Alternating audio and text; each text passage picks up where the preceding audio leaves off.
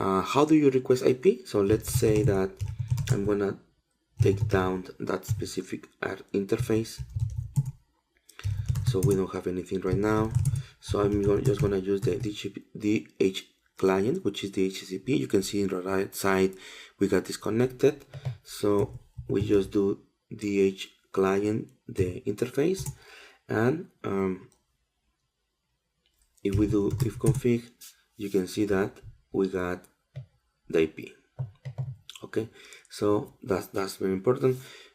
By doing this, you don't need to configure anything else. The next step that you need to do is just you need to ping something outside to see if you're getting connection. You can see that you're getting 65 bytes response, so we are fine.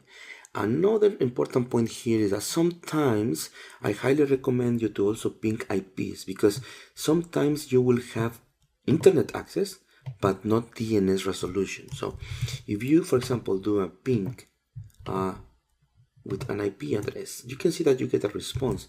But let's say that I'm going to access the DNS configuration, which is right here, and I'm just going to comment out the name server like this. If I ping Yahoo, you can see it says unknown host. But if I ping the IP, you can see that I'm still getting response. That's a pretty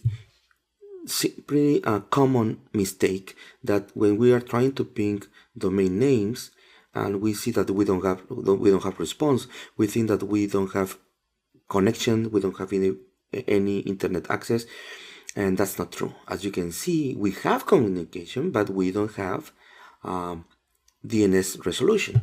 So as you saw, I just need to go to resolve, and in this case I enable the default one, which actually was added by the DHCP server when I executed the DH client.